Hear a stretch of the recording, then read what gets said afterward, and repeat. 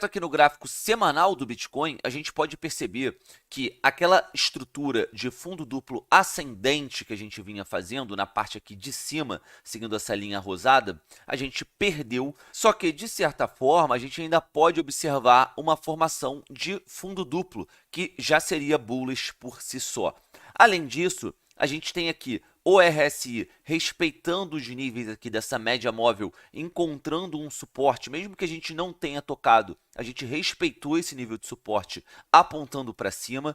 E, além disso, a gente também tem aqui no nosso MACD a manutenção da linha azul acima da linha avermelhada, o que também é positivo para a gente. Apesar da gente ter tido boas notícias, alguns alentos no gráfico do Bitcoin, eu acho que a melhor delas está na SP500 e também no gráfico do dólar, que a gente já vai passar. Em primeiro ponto, na SP500, a gente respeitou a nível de dólar, digamos assim, a linha da média móvel de 200 períodos no gráfico semanal, que, como eu venho dizendo há algum tempo, é uma média que é procurada em momentos de crise e nem sempre é respeitada. Mas, até o momento, a gente respeitou, isso é sim uma notícia positiva, e a gente pode ter um período agora, por enquanto, por mais que a gente ainda esteja em bear market, de pequeno alívio. E por que eu acho isso? Desde que a gente entrou no ano de 2022 aqui na SP500, a gente vem seguindo essa tendência de baixa numa estrutura de megafone aqui descendente. Quando a gente compara essas movimentações com o RSI, a gente pode perceber que quando a gente corrige, a gente tem a passagem dessa linha roxa abaixo dessa média amarelada no RSI. Então, começando o nosso trajeto aqui em cima, 3 de janeiro de 2022, pode ver que a gente vem corrigindo no índice da SP500 e o RSI vem baixando. Quando o RSI faz esse movimento aqui de repique e passa acima dessa média, dessa linha amarelada no RSI, a gente pode ver que é exatamente o movimento de toque no topo desse megafone descendente. Mais uma vez o RSI rompe o suporte dessa linha amarelada e vem aqui embaixo quase a níveis de sobrevenda. Mais uma vez a gente vê SP500 corrigindo, indo até a base desse Descending Wedge. Agora, esse ponto aqui é um ponto de atenção porque eu vejo muito confluência com o que pode acontecer agora nas próximas semanas. Pode reparar que nessa movimentação aqui do RSI, muito semelhante ao que a gente vem fazer aqui em termos de reação do RSI, a gente pode reparar que nesse período, quando a gente tem uma valorização do índice e a gente não consegue chegar até aqui em cima, nesse ponto de resistência superior, a gente pode ver que é exatamente o momento em que o RSI não faz a passagem acima dessa média móvel amarelada aqui no RSI. Então, a gente encontra resistência e, mais uma vez, o índice ele não chega lá em cima, ele corrige a partir do meio desse Descending Wedge, que é exatamente também um ponto que encontra a resistência da linha rápida, da média móvel rápida da nuvem de Ishimoku. O índice, mais uma vez, corrige, vem aqui na base desse Descending Wedge. Mais uma vez, a gente tem uma reação aqui no RSI, que, consequentemente, puxa a valorização do índice até o topo desse Descending Wedge. E a gente fez a correção desse momento, ou pelo menos a nossa última correção,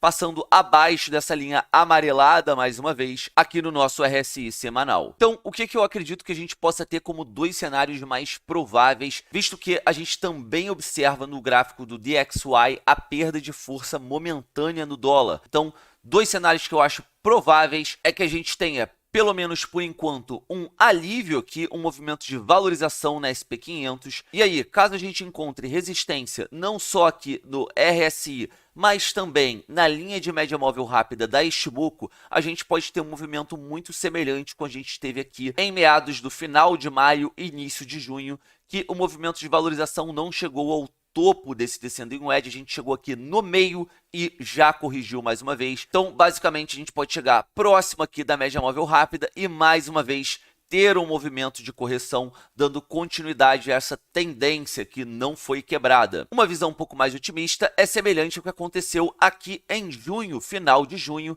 que a gente teve o RSI valorizando, indo aqui acima, e caso esse movimento se repita, a gente pode ver o índice da SP500 mais uma vez indo em direção ao topo desse Descending Wedge, onde possivelmente a gente vai encontrar resistência. Como eu havia dito alguns instantes atrás, uma das notícias positivas que a gente tem para o mercado cripto e para os mercados de renda variável é essa perda relativa momentaneamente aqui do dólar. Então, pela terceira vez consecutiva, o dólar saiu nesse ano dessa curva parabólica ascendente. A gente saiu a primeira vez aqui em julho. Durante o mês de agosto, a gente tenta retornar aqui para cima, mas encontra rejeição, volta para baixo, e agora o dólar faz mais uma passagem aqui no mês de setembro, mas na semana seguinte é rejeitado. Então é uma notícia positiva, e o ideal, né, uma notícia mais positiva ainda, é que além disso o dólar perdesse aqui esse suporte que a gente vem observando no gráfico semanal no RSI do dólar. Algumas notícias positivas, outras nem tanto. A gente vai comentar ainda do Credit Suisse Bank ainda nesse episódio,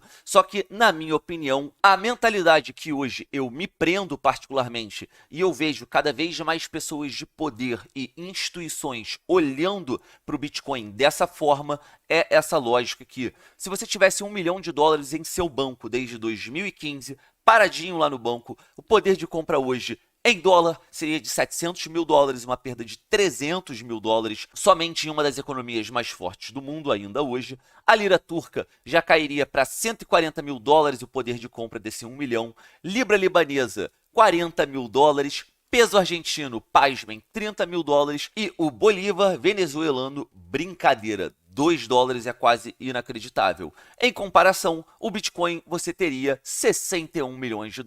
E acho que é isso. Drop the mic, não há nada mais para dizer. Fala família, tudo bom? Passando para lembrar vocês que finalmente o nosso curso saiu, um programa de aproximadamente 120 aulas que trata absolutamente tudo a respeito do universo de cripto e como operar esse mercado. Ficou interessado? Manda bala que o link está aqui na descrição do vídeo junto com um cupom com descontaço para sua compra.